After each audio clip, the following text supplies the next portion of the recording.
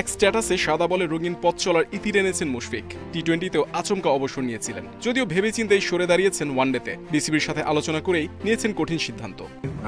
আজকে আসলে এমনই একটা দিন, নর্মালি যদি কেউ ফরম্যাট থেকে রিটায়ার করে সবাই স্ট্যাটাস দেয়, তাদের ফিলিংসটা বুঝায়, বাট এমন একজন ব্যক্তি আজকে রিটায়ার করলো যার সাথে আমার প্রায় অলমোস্ট 20 বছর 25 বছরের একটা জার্নি।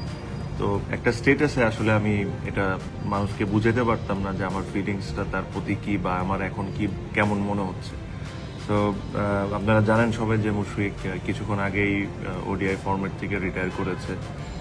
মুশফিকরা আমি এতটুকুই বলতে চাই যে দোস্ত, তোর সাথে আমার খেলা শুরু আন্ডার 15 লেভেল থেকে, and I have seen you grow step by step. Premier লিগে গার্ড অব অনার পেয়েছেন মোহামেডানের কাছ থেকে। সতীর্থ মুশফিকের বিদায়টা স্মরণীয় করেছেন তামিমরা কেক কেটে। বোর্ড থেকে সংবর্ধনা দেওয়ার কোনো পরিকল্পনা নেই। টেস্ট চালিয়ে যাবেন বলে আনুষ্ঠানিক কিছু করবে না বিসিবি। ওয়ানডে থেকে অবসর নিলেও টেস্ট খেলা চালিয়ে যাবেন মুশফিক। বিসিবিও সেরাটা চায় মিস্টার ডিপেন্ডেবলের কাছ থেকে। সাদা পোশাকে পথ চলা রঙিন হবে মুশির প্রত্যাশা ম্যানেজমেন্টের।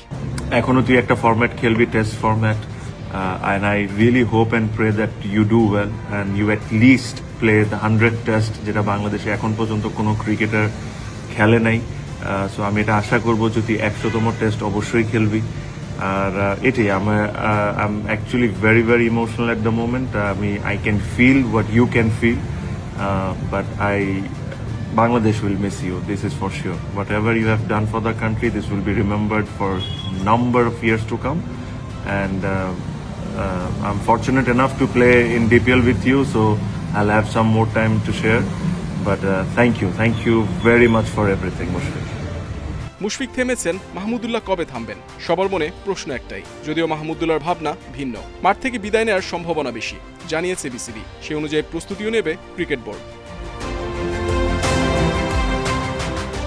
সামনে পাকিস্তান সফরেই মাহমুদুল্লাহর বিদায় নেওয়ার সম্ভাবনা বেশি। সেখানে 3 ওয়ানডে ও 3 টি-20 খেলবে বাংলাদেশ। অভিজ্ঞ মুশফিক সেই সফর না থাকলেও থাকবেন মাহমুদুল্লাহ। তার কাছ থেকে মিডল অর্ডারে দারুণ কিছুর প্রত্যাশা ভক্তদের।